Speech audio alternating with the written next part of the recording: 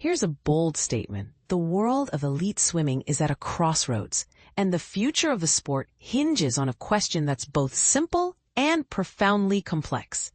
What would it cost to pay the world's elite swimmers a baseline salary? But here's where it gets controversial. The enhanced games, fueled by rumors of staggering payouts, are forcing us to confront the uncomfortable truth about how swimming values its athletes. And this is the part most people miss. It's not just about the money. It's about the systemic flaws in how the sport is marketed and sustained. Let's start with the numbers that have everyone talking. The enhanced games are reportedly offering athletes a baseline salary of $250,000 plus, a $1 million world record bonus, and a share of an $800 million lawsuit settlement.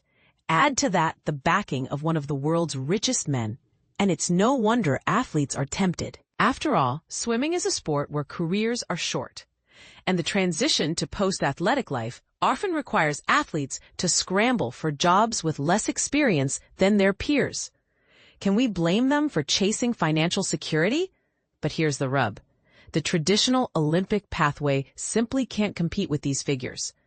The enhanced games need only a handful of athletes to create a spectacle, sell their protocols, and recoup their investment. Meanwhile, the Olympic model supports thousands of swimmers across countless events, making a universal salary structure astronomically expensive. And this is where it gets even more complicated.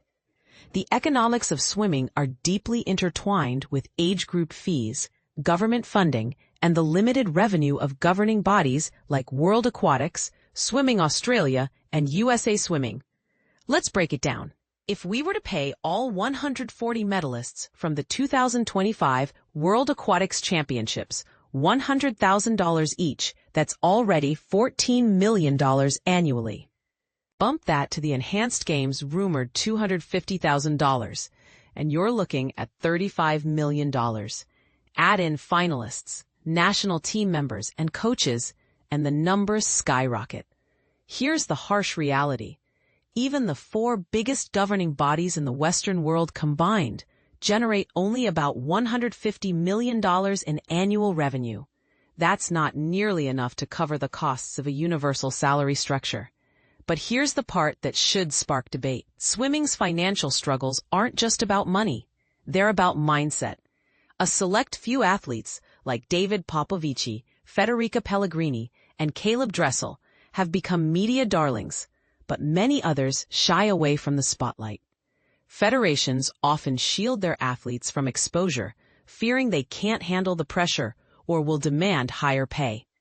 Meanwhile, athletes and coaches frequently dismiss marketing efforts with the excuse, "I'm paid to swim fast, not to promote the sport."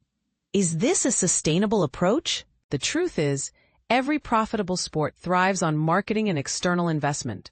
Swimming, however, relies too heavily on internal revenue streams, like age group fees, creating a twisted economic model. Here's a thought-provoking question. What if instead of paying athletes $50 million directly, we built a marketing machine that generates $150 million annually and pays them $100 million? It's a bold idea, but one that requires athletes, federations, and leagues to step up and embrace their role in promoting the sport. Take the WNBA or the Premier League, for example. Their athletes are part of a larger marketing ecosystem, ensuring the pot of gold stays full. Swimming needs a similar shift. If 512 elite swimmers aren't posting on Instagram, sharing stories, or engaging with fans, they're not doing their part. And this is where it gets personal. Do we want a world where success in swimming means financial stability, or one where athletes are forced to choose between their passion and their livelihood? The enhanced gains may be controversial, but they're forcing us to have better conversations about the future of swimming.